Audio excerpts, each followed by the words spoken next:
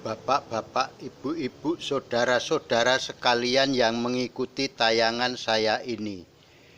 Saya ucapkan terima kasih kepada Bapak, Ibu, saudara-saudara yang mengikuti tayangan ini. Dan juga saya ucapkan terima kasih atas pemberian subscribe yang terdahulu juga subscribe tayangan saya ini. Saya akan menceritakan pengalaman saya terserang penyakit gelembung udara pada tahun 2018 akhir. Pada saat itu di kali samping saya mengeluarkan busa yang banyak sekali. Selain di kali tempat saya melihat di televisi waktu itu sungai di Manggarai, sungai di Kampung Melayu, dan juga di luar negeri banyak yang mengeluarkan busa. Sewaktu itu rame ditayangkan di televisi. Saya waktu itu kepingin membuktikan di balik misteri yang ada di gelembung udara tadi. Saya menyempatkan diri berendam di sungai samping sebelah gelembung tadi. Di situ ada sendang yang bersih. Pada saat itu saya dalam konsentrasi, dalam meditasi. Ada cahaya yang sangat kecil sekali yang tidak bisa dilihat oleh mata telanjang. Waktu itu karena saya lagi konsentrasi yang lain, saya waktu itu lengah, ada gelembung kecil yang tidak terlihat masuk di rongga hidung saya. Setelah itu masuk di dalam rongga dada saya, terasa panas dan sesek.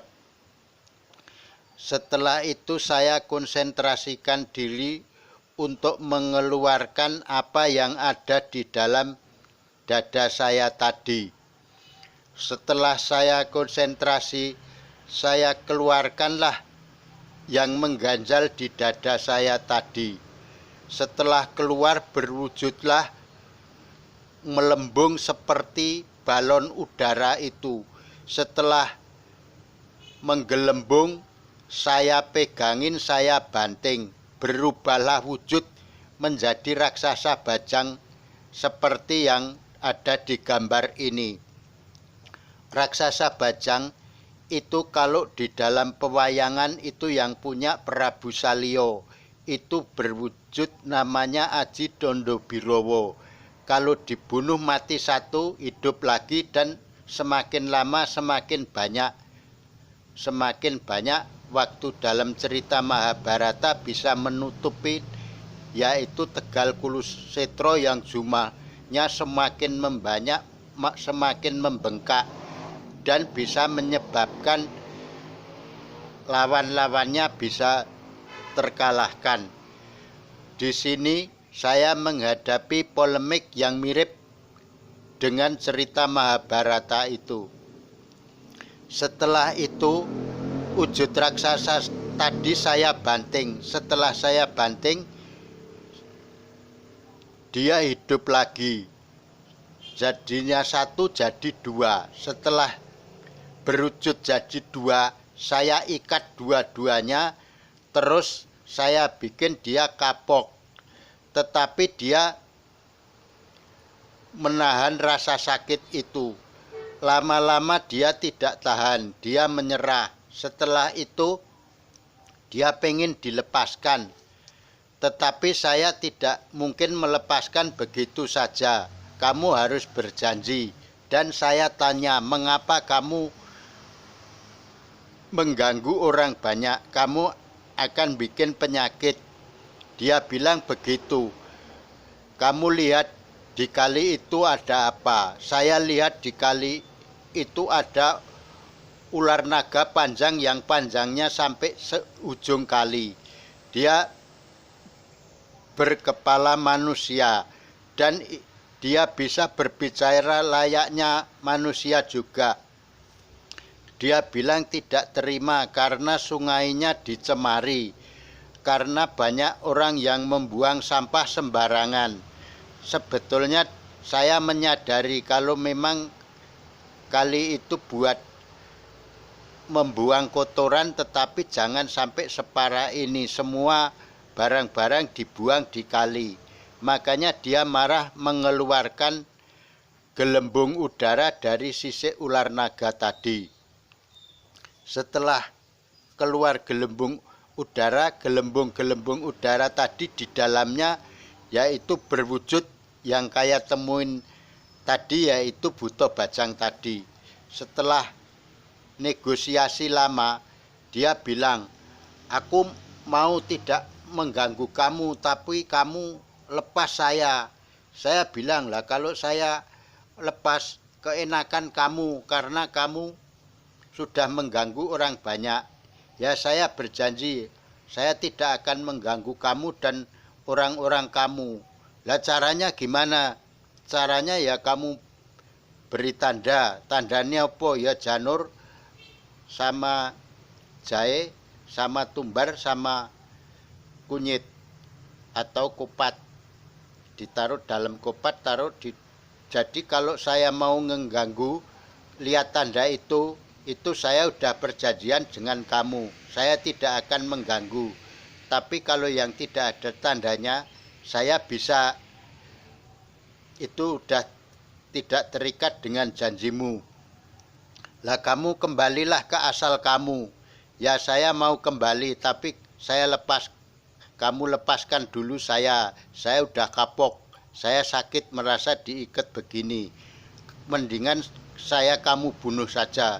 Ya saya tidak mungkin membunuh. Kalau kamu saya bunuh, malah kamu tambah jadi banyak. Nanti saya kesalahan. Kalau kamu kembali ke asal kamu tidak apa-apa.